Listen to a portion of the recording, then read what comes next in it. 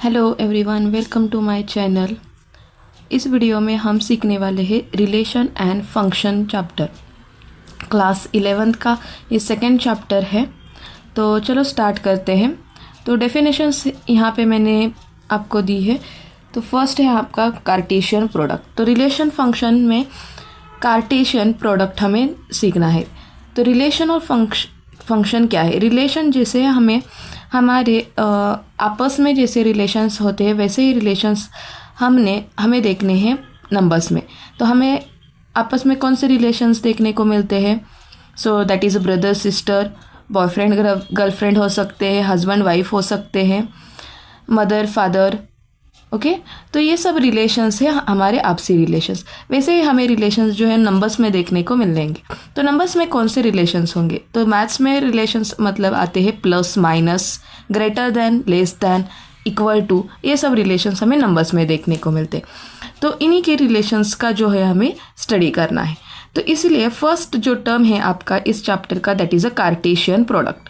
तो Cartesian product का definition यहाँ पे लिखा है, give a two non empty sets P and Q. The Cartesian product P cross Q is the set of all ordered pairs of elements from P and Q. Okay, तो यहाँ पे दो sets हमें लेने हैं। कभी भी प्रोडक्ट जो लेना होता है उसके लिए हमें ज़रूरी है दो sets.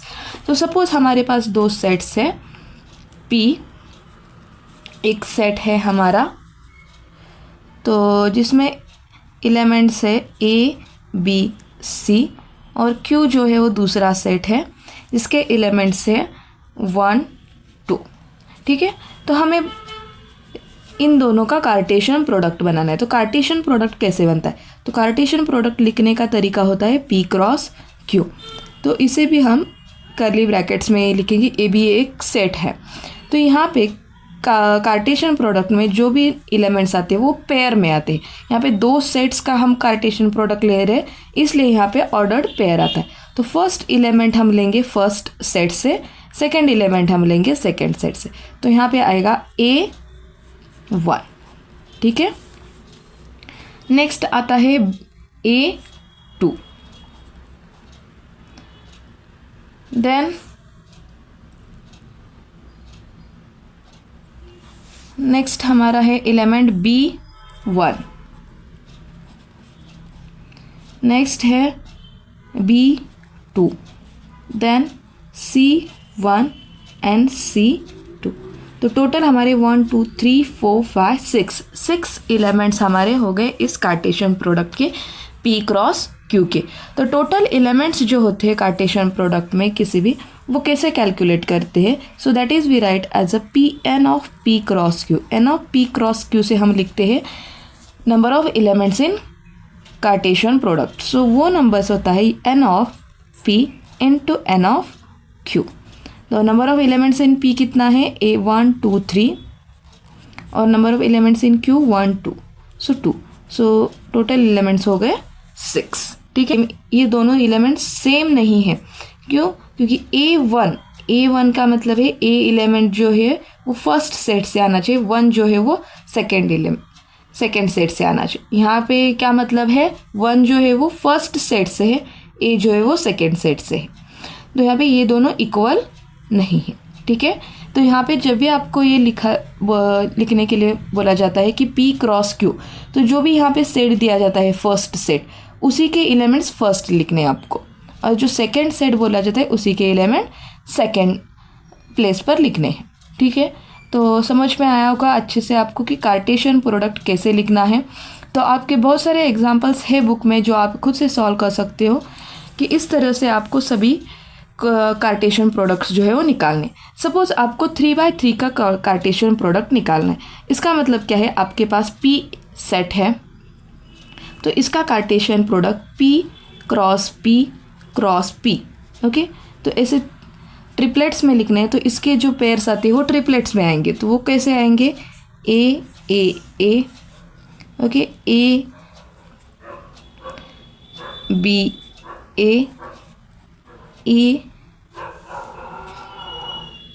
C A।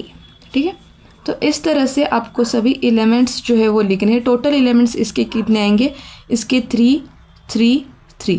So total element जो है वो 27 आपके आएंगे इस ट्रिपलेट्स के।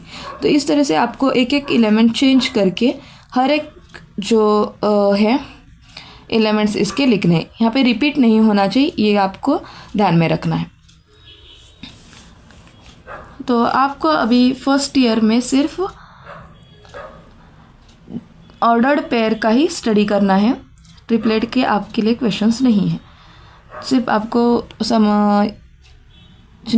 समझने के लिए यहाँ पे बताया है कि ट्रिपलेट्स कैसे होते हैं और ये उसके एलिमेंट्स कैसे होते हैं।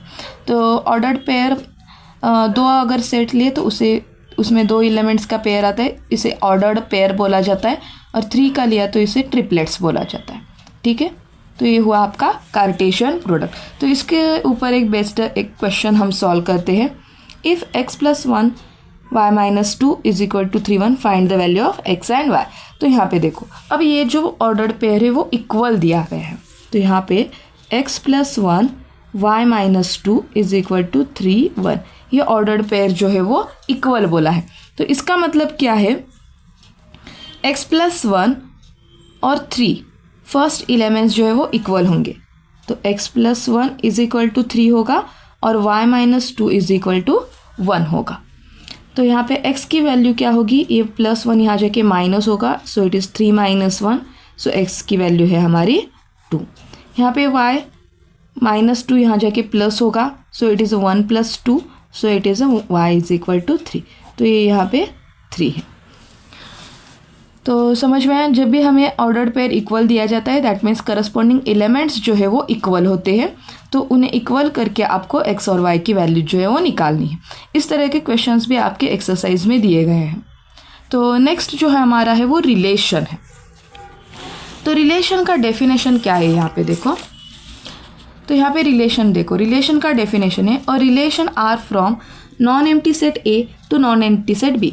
तो रिलेशन जो होता है वो ए सेट से लेकर बी सेट तक होता है। Is a subset of Cartesian product A cross B. Relation जो है वो सबसेट होता है एक कार्टेशियन प्रोडक्ट का। The subset is derived by describing relationship between the first element and the second element of ordered pair in A cross B। The second element is called image of first element. तो relation में एक कोई तो आपको rule दिया जाता है, उसके हिसाब से जो एलिमेंट्स है वो लिखने होते हैं। तो यहाँ पे रिलेशन जो है वो डिफाइन किया जाता है सेट A से लेके B तक का। तो फर्स्ट एलिमेंट जो होता है वो A का होता है, सेकेंड एलिमेंट B का होता है। तो यहाँ पे सेकेंड एलिमेंट जो होता है उसे बोला जाता है इमेज ऑफ फर्स्ट एलिमेंट। ठीक है, तो यहाँ पे suppose x belongs to A है और y बिलोंग्स टू B है, तो y को बोला जाएगा y is image of x। ठीक है, तो इसे बोला जाता है y is image of x बोला जाता है। तो रिलेशंस कैसे होते हैं वो उस टाइप का एक हम एग्जाम्पल यहाँ पे सॉल्व करेंगे। हाँ, और एक बात यहाँ पे, रिलेशन हम कहाँ से एलिमेंट्स लेते हैं, रिलेशन के एलिमेंट्स हम लेते हैं कार्टेशियन प्रोडक्ट से। तो ये रिलेशन जो डिफाइन किया है ए टू बी, इसका मतलब ए क्रॉस बी से हम जो एलिमेंट्स है वो पुट करने वाले हैं रिलेशन में। ठीक है, तो पहला हमारा जो रिलेशन है, कोई भी relation that is a subset of Cartesian product. तो यहाँ पे रिलेशन जो है वो सबसेट है ए क्रॉस बी से। तो कोई भी रिलेशन वो डिनोट किया जाता है आर से, और कार्टेशियन प्रोडक्ट या सेट जो है वो कैपिटल लेटर से हम लिखते हैं। तो आर से ही हमें रिलेशन शो करना है। तो ये बात आपको ध्यान में रखनी है। ये सीईटी के लिए, एमसीक्यू के लिए पूछते हैं कि रिलेशन जो है वो सबसेट होता है ए क्रॉस बी का। तो यहाँ पे देखो, अभी क्वेश्चन दिया है, एक सेट दिया है 1 2 3 4 5 6। Define relation A to A relation दिया है और वो रिलेशन यहाँ पे दिया है। तो ये कंडीशन आपको सेटिस्फाई करने वाले आपके सभी एलिमेंट्स लिखने हैं। तो यहाँ पे देखो, रिलेशन जो है वो ए से लेके ए तक है। तो इसका मतलब है ये रिलेशन किसका सबसेट है, ए क्रॉस ए का सबसेट है। तो यहाँ पे आपको लिखने की ज़रूरत वैसे नहीं है, लेकिन आपको समझ में आने के लिए कि कैसे सबसेट हो। ए क्रॉस ए के सभी एलिमेंट्स जो है वो यहाँ पे लिखने। तो इसके सभी एलिमेंट्स मतलब कितने एलिमेंट्स होंगे, 1 ये टोटल 6 है, तो 6 × 6 टोटल एलिमेंट्स यहाँ पे 36 एलिमेंट्स जो है वो होने वाले हैं। मतलब 1 ऑर्डर्ड पेयर्स आएंगे यहाँ पे 1 1 1 2 अप टू लास्ट जो है 1 6, next 2 1 okay, 2 2 up to 2 6, next 3 1 3 6, next 4 1 4 6, next 5 1 5 6 and last one is 6 1 6 6 okay. तो इस तरह के सभी 36 जो एलिमेंट्स है वो आते हैं यहाँ पे।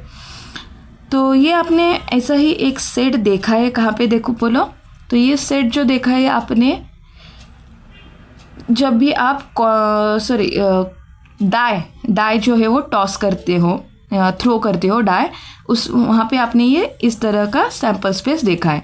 तो उसी का सैम्पल स्पेस यहाँ पे मैंने बनाए हैं 1 1 1 2 अप टू 1 6 ओके। यहाँ पे एलिमेंट्स है सभी आपके 1 2 1 3 1 4 1 5 1 6 ओके। तो इस तरह के सभी जो एलिमेंट्स है वो यहाँ पे लिखने हैं। तो ये हुआ आपका ए क्रॉस ए। तो इसी में से आपको चूज करके रिलेशन बनाना है। तो यहाँ पे देखो रिलेशन क्या बोला है, तो रिलेशन में क्या बोला है, y जो है that is equal to x plus 1। y element जो है वो क्या है, x प्लस 1 है। तो हमने सपोज किया यहाँ पे 1 होगा, तो 1 y एलिमेंट क्या होने वाला है, 1 प्लस 1 दैट इज 2। तो ये रिलेशन में है 1 2 यहाँ पे, ठीक है। नेक्स्ट 2 एलिमेंट हमने चूज किया, तो 2 y क्या होने वाला है, 2 प्लस 1 3, 2 3 भी यहाँ पे है, ठीक है। नेक्स्ट 3 हमने चूज किया, तो 3 के बाद क्या आने वाला है, 3 प्लस 1 4, 3 प्लस 1 4, 3 4 भी है यहाँ पे एलिमेंट 3 के इस सीरीज में। नेक्स्ट है हमारा 4, 4 प्लस 1 5, 4 5 भी है इस सीरीज में। नेक्स्ट है हमारा 5 6, 5 6 भी यहाँ पे है। अब यहाँ पे देखो, अगर आपने 6 लिया तो 6 लेने के बाद हमारा एलिमेंट कौन सा बनता है, 6 7 बनता है। लेकिन 6 7 यहाँ पे है क्या, नहीं है, तो ये हमें एलिमेंट नहीं लिखना है। तो आपका जो रिलेशन है वो यहाँ तक आने वाला है। तो यहाँ पे देखो ये सभी जो एलिमेंट्स है वो इसी के ए क्रॉस ए के ही एलिमेंट्स है। So that's why we write R relation is subset of A cross A, ठीक है। तो इस तरह से लिखा जाता है रिलेशन। तो जो एलिमेंट्स होते हैं वो ए क्रॉस ए से ही आते हैं। सिर्फ आपको यहाँ पे एक चीज़ ध्यान रखने की, वो सभी एलिमेंट्स सेट में से होने चाहिए। तो नेक्स्ट जो हमारा पॉइंट है that is a domain and range codomain. Okay, तो यहाँ पे देखो डोमेन का मतलब क्या है, तो domain that is set of all first element of ordered paired in a relation. Relation में ओके, रिलेशन के जो फर्स्ट एलिमेंट्स होते हैं उसे बोला जाता है और डोमेन। तो यहाँ पे फर्स्ट एलिमेंट कौन से, 1 2 3 4 5, तो इसे बोला जाता है domain. First elements, domain that means it is a first element in a relation. Relation में जो फर्स्ट एलिमेंट्स है उसे बोला जाता है डोमेन। नेक्स्ट हमारा है range. Range that is a second element in a R. Second element कौन से है रिलेशंस के, 2 3 4 5 6, 2 3 4 5 6, तो ये होता है रेंज। और कोडोमेन, कोडोमेन होता है सेकेंड सेट। तो रिलेशन का सेकेंड सेट, तो यहाँ पे सेट सेकेंड सेट कौन सा है, ए। तो कोडोमेन जो है वो सभी एलिमेंट्स ए के 3 4 5 6 ओके। तो समझ में आया, डोमेन मतलब फर्स्ट एलिमेंट्स रिलेशन के, रेंज मतलब सेकेंड एलिमेंट्स रिलेशन के, कोडोमेन मतलब सेकेंड सेट। तो इस तरह से हर एक फंक्शन या रिलेशन का आपको डोमेन, रेंज और कोडोमेन निकालना आना चाहिए। तो नंबर ऑफ रिलेशंस कैसे निकाले जाते हैं, तो number of relation if in a set A number of elements are p and in set B number of elements are Q. So number of elements in A cross B कितने होंगे? So that is P into Q. ये number of elements in relations में होंगे. तो number of Cartesian product में होंगे P Q. तो number of relations कितने डिफाइन किए जा सकते हैं, रिलेशंस कितने डिफाइन किए जा सकते हैं फ्रॉम ए टू बी, तो वो निकाला जाता है. So that one we write number of relations that is equal to 2⁻p⁻q. Okay, तो पी क्यू का मतलब है number of elements in Cartesian product. ठीक है, पी और क्यू अगर नंबर ऑफ एलिमेंट्स है ए और number of elements in B. So total number of relations that one we find by 2⁻p⁻q. तो यहाँ पे देखो अब क्वेश्चन है ए के एलिमेंट्स दिए गए, बी के find the number of relations from A to B बोला है. तो ए टू बी मतलब यहाँ पे नंबर ऑफ ए कितना है देखो 1 2 एंड ऑफ बी कितना है that one also 2. A to B मतलब A cross B, A cross B में कितने एलिमेंट्स आएंगे? So that is 2 into 2 4 elements आएंगे. तो नंबर ऑफ रिलेशंस कितने डिफाइन कर सकते हैं हम? So relations from A to B, so that is 2⁻4. ये यहाँ पे लिखना है 2⁻4. सो 2⁻4 कितना होता है? सो 2⁻4 इज 16. तो ऐसे आपको निकालना है. 2⁻4 means 2 into 2 into 2 into 2. So it is 2 2 4, 4 2 8, 8 2 16. तो 16 हमारा आंसर आता है. यहाँ पे देखो. तो नेक्स्ट पार्ट है हमारा फंक्शन. फंक्शन की डेफिनेशन यहाँ पे देखो. A relation f from a set A to set B is said to be a function if every element of A has an one and only one image in set B. अगर हर एक element के लिए एक ही image है तो उसे बोला जाएगा, उस रिलेशन को बोला जाएगा फंक्शन. तो उसका मतलब क्या है? अगर हमारे पास दो सेट्स है यहाँ पे, set A and set B. तो सेट ए में अगर एलिमेंट्स है सपोज हमारे ए बी और यहाँ पे बी में एलिमेंट्स है 1 2 3, तो हर एक एलिमेंट का इमेज जो है वो सिंगल एलिमेंट होना चाहिए. बी का अगर सिंगल है, so this relation is called as a. तो यहाँ इस सेट में हमें दो सेट्स लिए हैं ए और बी. इसमें ए बी सी एलिमेंट्स है, बी में 1 2 एलिमेंट्स है और यहाँ में ए के लिए इमेज है 1, बी के लिए इमेज है 1 और सी के लिए इमेज है 2. तो इस रिलेशन को हम फंक्शन बोल सकते हैं कि नहीं? तो बोल सकते हैं, क्योंकि इमेज जो है वो हर एक एलिमेंट के लिए एक ही इमेज दी गई. तो so this is also a function.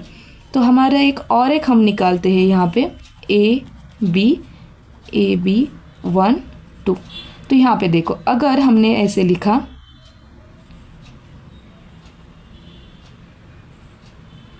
तो ये देखो ए के लिए इमेज है 1 और ए की इमेज 2 भी है. सो ये जो है वो पॉसिबल नहीं है, तो ये फंक्शन नहीं होगा. ठीक है, तो एक एलिमेंट की इमेज जो है वो एक ही होनी चाहिए. तो यहाँ पे कुछ रिलेशंस दिए हैं, आपको बताना है कौन सा फंक्शन है और कौन सा फंक्शन नहीं है. तो यहाँ पे देखो 2 की इमेज जो है 1 है, 3 की इमेज 1 है, 4 की इमेज 2 है. तो हर एक एलिमेंट्स की अलग अलग इमेज जो है वो दी गई है. तो दिस इज अ फंक्शन. तो ये जो क्वेश्चन है वो इस टाइप का है. नेक्स्ट यहाँ पे देखो 2 के लिए इमेज जो है वो 2 है और अगेन यहाँ पे 2 के लिए इमेज जो है वो 4 है. तो 2 की इमेजेस जो है वो दो अलग अलग इमेजेस बन गई है. तो एक ही एलिमेंट के दो इमेजेस हमें मिली है यहाँ पे. तो इसका मतलब है it is not a function. ये हमारा फंक्शन नहीं है. एक एलिमेंट की एक इमेज होनी चाहिए. तो यहाँ पे देखो, यहाँ पे 1 के लिए 2 है, 2 के लिए 3 है, 3 के लिए 4 है, 4 के लिए 5 है, 5 के लिए 6, 6 के लिए 7. तो यहाँ पे भी अलग अलग इमेजेस है हर एक एलिमेंट्स की. So this is also a function. ठीक है, तो सिर्फ ये आपको ध्यान में रखना है कि एक एलिमेंट की दो इमेजेस नहीं होनी चाहिए. तो रिलेशन जो है वो सॉरी फंक्शन जो है वो रिलेशन का ही एक पार्ट है, रिलेशन का ही some type of relations we called as a function. तो यहाँ पे अलग अलग फंक्शंस का हम स्टडी करने वाले हैं और उनके ग्राफ्स का। तो चलो देखते हैं हम next functions and their graph. हमारा फर्स्ट फंक्शन है आइडेंटिटी फंक्शन। तो आइडेंटिटी फंक्शन में क्या है definition, R be the set of real numbers define the real valued function R to R by Y is equal to F of x is equal to x. इसका मतलब क्या है, देखो जो भी आप इनपुट्स डाल रहे हो वहीं अगर आपके आउटपुट्स आ रहे so that function is called as a identity function. जो भी इनपुट है वहीं आपका सेम आउटपुट आना चाहिए, तो उसी फंक्शन को बोला जाता है आइडेंटिटी फंक्शन। तो आइडेंटिटी फंक्शन का ग्राफ कैसे निकाल जाता है ये देखो, तो ये है ग्राफ। तो यहाँ पे अगर हमने 2 इनपुट डाला तो आउटपुट भी हमारा क्या आने वाला है, 2 ही आने वाला है। तो ये पॉइंट हमारा यहाँ पे बनेगा। अगर हमने 4 इनपुट डाला तो आउटपुट भी हमारा 4 आने वाला है, तो यहाँ पे आपका ये पॉइंट बनेगा। इनपुट हमने डाला 6, आउटपुट मिला 6, तो यहाँ पे पॉइंट। इनपुट डाला हमने 8, आउटपुट मिला हमें 8, तो ये यहाँ पे। तो इन सभी पॉइंट्स को अगर आपने ज्वाइन किया तो आपको एक लाइन मिलती है, that one passing through the origin. तो ये हमारी ओरिजिन से पास होने वाली लाइन मिलती है आइडेंटिटी फंक्शन के लिए। ओके, सो ये ग्राफ है हमारा आइडेंटिटी फंक्शन का। आइडेंटिटी फंक्शन मतलब जो इनपुट्स डाले वहीं आपके आउटपुट्स आने वाले। तो इसका डोमेन और रेंज क्या है, देखो यहाँ पे डोमेन क्या है, सभी रियल नंबर से कोई भी रियल नंबर हम पुट कर सकते हैं एज अ इनपुट। तो रेंज क्या है, आउटपुट भी सेम ही आने वाला है, तो रेंज भी हमारा है रियल नंबर। तो डोमेन भी हमारा रियल नंबर है, रेंज भी जो है वो रियल नंबर है। आई होप सबको समझ में आया होगा आइडेंटिटी फंक्शन क्या है। आइडेंटिटी फंक्शन वो होता है जो भी हमने इनपुट डाला है वहीं आपका आउटपुट आने वाला है। तो नेक्स्ट हमारा जो फंक्शन है so that is a constant function. Constant function की डेफिनेशन देखो यहाँ पे, define a function F from R to R by Y is equal to F of x is equal to C. C जो है वो एक constant है for each x belongs to R. तो हर एक इनपुट के लिए हमारा जो आउटपुट है वो एक कांस्टेंट नंबर है। तो इनपुट कोई भी हो लेकिन आपका आउटपुट जो है वो सेम रहने वाला है, उसे बोला जाता है कांस्टेंट फंक्शन। तो कांस्टेंट फंक्शन का ये ग्राफ है। तो यहाँ पे हमने f of x is equal to 3 लिया है, तो जो भी आपका आउटपुट है वो 3 ही आने वाला है। तो कोई भी आप इनपुट लो, अगर हमने 0 लिया तो आउटपुट आपका 3 ही आने वाला है। 2 और 4 के बीच का नंबर 3। 2 हमने इनपुट डाला तो 3 यहाँ पे आएगा, 4 के लिए 3 यहाँ पे, 6 के लिए, 8 के लिए। और यहाँ पे देखो अगर -2 भी पुट किया तो भी हमारा 3 ही आने वाला है। -4 के लिए 3, 6 के लिए, -6 के लिए 3, -8 के लिए 3। तो इसका मतलब हर एक इनपुट्स के लिए एक्स एक्सिस का वैल्यूज जो होती है वो इनपुट्स होती है। तो हर एक वैल्यूज इनपुट्स के लिए हमारा जो आउटपुट है वो सेम आ रहा है, that is a constant number. तो इसलिए हमारा जो ग्राफ मिलता है वो that one line we get which we one is parallel to x axis. X axis के लिए पैरेलल होती है लाइन। तो यहाँ वो लाइन आपकी अपवर्ड भी हो सकती है या डाउनवर्ड भी हो सकती है, जैसे आपका कांस्टेंट हो वहाँ पे वो लाइन आपके आएगी। तो यहाँ पे डोमेन क्या है, देखो डोमेन है रियल नंबर्स। हम इनपुट्स जो है वो कोई भी रियल नंबर पुट कर सकते। रेंज मतलब आउटपुट। आउटपुट क्या है आपका, that is a c constant. जो आपका कांस्टेंट नंबर है वो आपका रेंज होने वाला है। ठीक है, तो ये हुआ हमारा कांस्टेंट फंक्शन। नेक्स्ट हमारा फंक्शन है पॉलिनोमियल फंक्शन। तो पॉलिनोमियल फंक्शन मतलब आपका जो फंक्शन है वो इस तरह के एक्सप्रेशन में होना चाहिए, उस फंक्शन को बोला जाएगा पॉलिनोमियल फंक्शन। तो पॉलिनोमियल फंक्शंस के अलग अलग फंक्शंस आपको मिलते हैं, that is a linear, quadratic, cubic. जैसे ही आपकी डिग्री हो उसके हिसाब से आपके फंक्शंस चेंज होते हैं। तो इसका ग्राफ जो है वो पर्टिकुलर एक टाइप का ग्राफ आपको नहीं मिलता, हर एक फंक्शन का अलग अलग ग्राफ मिलता है। अगर आपने लीनियर फंक्शन लिया है तो लीनियर फंक्शन के लिए आपका ग्राफ जो है वो एक लाइन मिलती है। अगर आपने क्वाड्रेटिक लिया है तो क्वाड्रेटिक फंक्शन के लिए आपका ग्राफ जो है वो पैराबोला आता है। और तो हर एक फंक्शन के लिए ग्राफ जो है वो अलग अलग आते हैं। तो इसलिए पॉलिनोमियल फंक्शन का कोई पर्टिकुलर ग्राफ आपको नहीं मिलता, जैसे आपका फंक्शन क्वेश्चन है उसके हिसाब से आपको ग्राफ ड्रॉ करना है। तो चलो नेक्स्ट हमारा जो फंक्शन है वो हम देखते हैं, दैट इज़ रैशनल फंक्शन। तो यहाँ पे देखो हमारा नेक्स्ट जो है that is a rational function. तो रैशनल फंक्शन क्या है? The function of the type f of x upon g of x where f of x and g of x are polynomial functions of x defined in a domain where f of x is not g of x is not equal to 0। तो function आपका अगर इस type का है तो उस function को बोला जाएगा रैशनल फंक्शन। तो रैशनल फंक्शन का अगर आपने ग्राफ ड्रॉ किया तो उसका ग्राफ जो है वो कुछ इस तरह का आता है।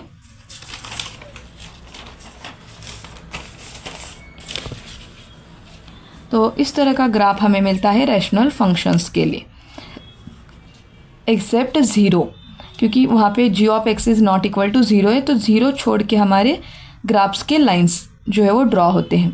तो डोमेन हमें पुट करना है आर रियल नंबर्स, कोई भी रियल नंबर्स हम डोमेन के लिए पुट कर सकते हैं एक्सेप्ट 0। ओके, तो रेंज भी हमारा आता है रियल नंबर्स एक्सेप्ट 0। तो ये हमारा ग्राफ है रैशनल फंक्शन का।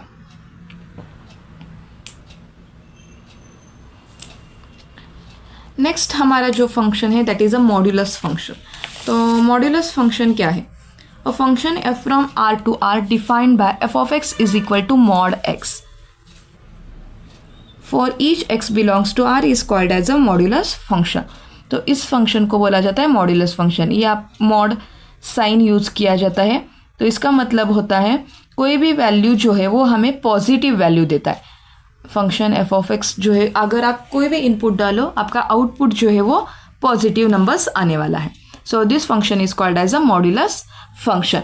तो इसका ग्राफ कैसे आता है देखो यहाँ पे। तो ये ग्राफ है मॉड्यूलस फंक्शन का। तो यहाँ पे देखो अगर आपने 2 इनपुट डाला है तो आउटपुट भी आपका 2 ही आने वाला है, ठीक है। लेकिन अगर आपने -2 इनपुट डाला तो आउटपुट क्या आने वाला है आपका 2। तो इस तरह से हम लिखते हैं, अगर 2 हमने लिखा है तो उसका भी आउटपुट है 2, और -2 है तो उसका भी आउटपुट है 2। तो निगेटिव के वैल्यू जो है वो पॉजिटिव करके ये देता है। तो यहाँ पे ये वैल्यू आती है 4 के लिए भी 4 आता है, -4 के लिए भी 4 आता है, 6 के लिए भी 6 आता है, यहाँ पे -6 के लिए भी 6 आता है, 8 के लिए भी यहाँ पे 8 आएगा और -8 के लिए भी 8 आएगा। तो ये सभी अगर आपने पॉइंट्स ज्वाइन किए तो आपको मिलता है ये इस टाइप का ग्राफ। तो यहाँ पे डोमेन क्या है? So domain is a real number, कोई भी रियल नंबर हम पुट कर सकते हैं यहाँ पे। लेकिन रेंज क्या है? आउटपुट क्या है हमारा? सिर्फ पॉजिटिव रियल नंबर्स। तो रेंज इज R+, मतलब पॉजिटिव रियल नंबर्स। तो ये हुआ आपका मॉड्यूलस फंक्शन। चलो नेक्स्ट फंक्शन हम देखते हैं, that is a signum function. Signum function क्या है? A function F from R to R defined by f of x is equal to 1 if x is greater than 0, 0 if x is equal to 0 and -1 if x is less than 0। इसका मतलब क्या है देखो, अगर आप inputs जो है वो इनपुट्स आपके 3 पार्ट्स में डिवाइड किए हैं। कौन से? अगर आपके इनपुट्स 0 से ग्रेटर है, मतलब क्या है? पॉजिटिव है। ओके, अगर आपके इनपुट्स पॉजिटिव नंबर्स है तो आपका आउटपुट क्या रहने वाला है? 1। अगर आपके इनपुट्स 0 है, मतलब 0 नंबर है, तो आउटपुट क्या आने वाला है आपका? 0। और अगर आपके इनपुट्स निगेटिव नंबर से, x इज़ लेस दैन 0 का मतलब है आपके इनपुट्स निगेटिव है, निगेटिव नंबर से, तो तब आपका आउटपुट क्या आने वाला है? -1 आने वाला है। तो इसका ग्राफ कैसे निकालना है देखो यहाँ पे। तो ये ग्राफ आता है आपका ये नहीं, सिग्नम फंक्शन का। तो ये ग्राफ है सिग्नम फंक्शन के लिए। इसका मतलब क्या? सभी यहाँ के पॉजिटिव नंबर्स इस साइड के, मतलब यहाँ पे अगर 1 2 3 4, यहाँ पे -1 -2 -3 -4, 1 के लिए हमारा इनपुट हमने अगर डाला तो आउटपुट हमारा आने वाला है 1। 2 हमने इनपुट डाला तो 1 ही आने वाला है। 3 हमने इनपुट डाला तभी 1 ही आने वाला है। अगर हमने -1 डाला मतलब निगेटिव हमने डाला है तो इसका मतलब है हमारा आउटपुट क्या है -1। -2 डाला तो हमारा आउटपुट है -1। -3 डाला तो तभी हमारा आउटपुट है -1। 0 के लिए आउटपुट है 0 है। तो ये यहाँ से लाइन यहाँ तक जाती है और ये यहाँ से इस साइड पर लाइन आपकी आगे बढ़ती जाती है। तो इस फंक्शन को बोला जाता है सिग्नम फंक्शन। तो यहाँ पे अगर हमने x और f(x) निकाला चार्ट तो यहाँ पे देखो कैसे होता है। 1 के लिए वैल्यू क्या है आपकी 1। अगर हमने -2 डाला तो उसके लिए -1। 3 हमने अगर पुट किया तो इसके लिए 1। 0 हमने पुट किया तो इसके लिए 0। तो इस तरह से आपका ये फंक्शन वर्क करता है। So this function is called as a signum function. तो यहाँ पे डोमेन क्या है वो देखो। डोमेन इस फंक्शन का होता है रियल नंबर्स, क्योंकि कोई भी रियल नंबर हम पुट कर सकते हैं। रेंज में हमें क्या मिल रहा है, आउटपुट में कौन से वैल्यूज़ मिल रही है। So that is a 1, 0 and -1।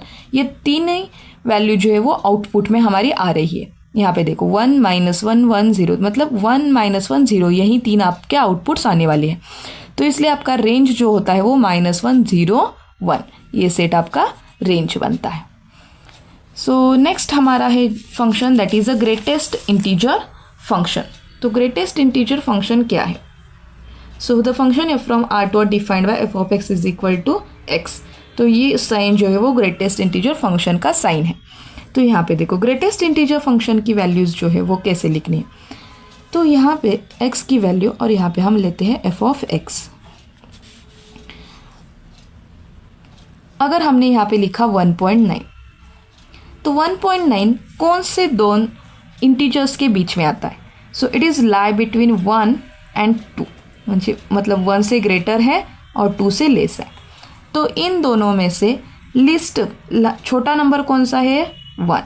तो इसका फंक्शन आउटपुट क्या है 1 है। अगर हमने यहाँ पे लिखा 1.5 सो 1.5 this is also in between 1 and 2। तो यहाँ पे भी छोटा नंबर कौन सा है 1। सो हमारा आउटपुट है 1। अगर हमने लिखा 2.1 मतलब क्या है हमारा 2 से ग्रेटर और 3 से छोटा। 2 और 3 के बीच में आ रहा। अब हमारा छोटा स्मॉलेस्ट इंटीजर कौन सा है 2। तो इसका हमारा आउटपुट है 2। तो जो भी आपको नंबर दिया जाता है वो कौन से दो इंटीजर्स के बीच में है वो चेक करना है और उसमें से जो छोटा है उसे हमें आउटपुट एज अ आउटपुट लिखना है। समझ में आया। तो यहाँ पे देखो 2.1 से लेके हमने जो भी अगर सपोज 2.1, 2.2, 2.3, 2.1 से लेके 2.9 तक जो भी आपने वैल्यूज़ ली है वो सभी वैल्यू जो है वो 2 और 3 के बीच में आने वाली। तो वहाँ पे जो लेस छोटा वाला इंटीजर है वो 2 ही रहने वाला है। तो 2.1 से लेके 2.9 तक के लिए आपका जो आउटपुट है वो 2 रहने वाला है। वैसे ही 1.1 से लेके 1.9 तक की सभी वैल्यूज़ के लिए आपका आउटपुट जो है वो 1 रहने वाला है।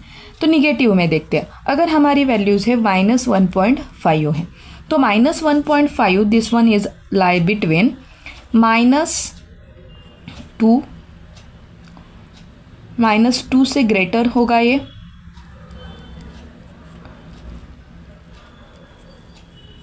ओके तो ऐसे आने वाला है। नंबर लाइन पे देखो यहाँ पे नंबर लाइन हमने ड्रॉ की है -1 -2। तो ये माइनस यहाँ पे आने वाला है आपका सपोज -1.5। तो -1 से छोटा होगा ये नंबर, -1 से छोटा होने वाला है और -2 से बड़ा होने वाला है क्योंकि इस लेफ़्ट साइड के जो नंबर से वो छोटे छोटे होते जाते।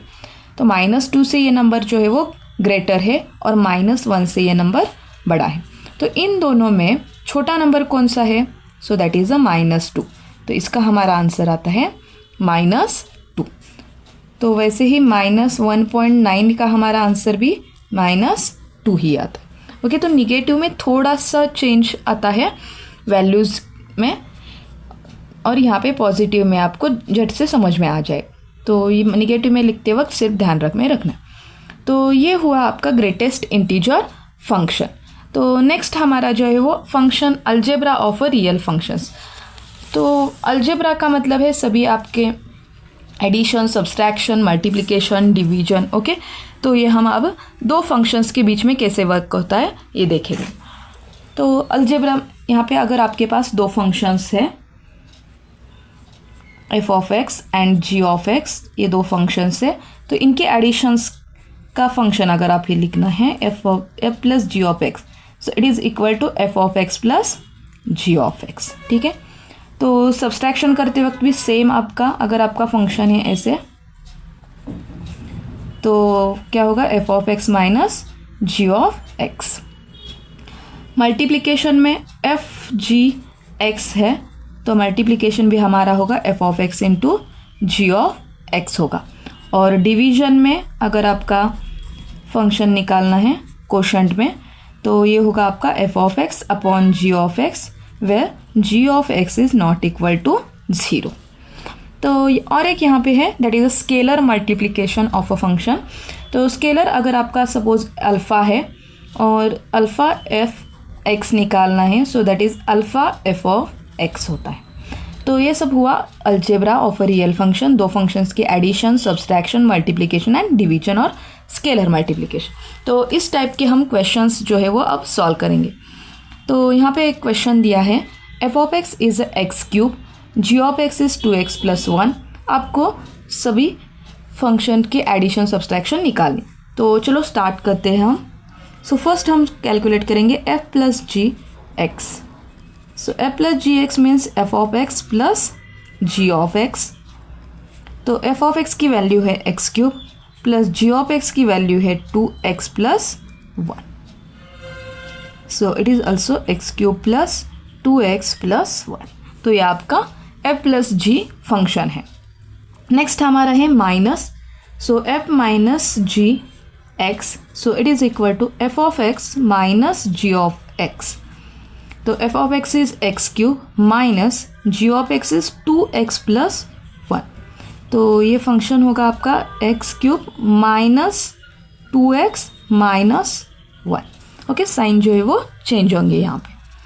तो f minus g of x is x cube minus 2x minus 1। Okay, next हमारा फंक्शन है that is F g x. So f g x means it is a f of x into g of x. F of x is again x cube, g of x is 2x + 1। Okay, तो इनका multiplication देखो क्या आने वाला है, x cube into 2x that is 2x⁴ plus x cube. तो ये हमारा हुआ मल्टीप्लिकेशन। नेक्स्ट है हमारा division, so that is f of g of x, so it is equal to F of x upon g of x. F of x की value है x cube, g of x की value है 2x + 1। सो ये हमारा quotient हुआ। अब हमें निकालना है स्केलर। तो यहाँ पे देखो क्या दिया है, 2g ऑफ x निकालना है। स्केलर हमारा है 2। स्केलर मतलब कोई भी एक कांस्टेंट नंबर होता है, तो उसे हम कैसे लिखेंगे, 2g of x it is equal to 2 into g of x. So 2g of x function है हमारा 2x + 1। सो 2 2 ज़ा 4x + 2। तो ये हमारा हुआ स्केलर मल्टीप्लिकेशन। तो इजी है सभी फंक्शंस की एडिशन सब्सट्रैक्शन करना। तो ये जो सभी हम अभी चैप्टर यहाँ पे फिनिश होता है, तो ये जो क्वेश्चंस है वो पहले आप खुद से सॉल्व कीजिए, तभी आपको समझ में आएगा। अब यहाँ पे जब भी हम बताते हैं तो आपको इजी लगता है कि ये तो हम कर सकते हैं, लेकिन जब हम सॉल्व करते हैं तो आपको डाउट आते हैं। तो इसलिए हर एक टाइप का, हर एक डेफिनेशन का क्वेश्चन जो है वो सॉल्व करके देखो।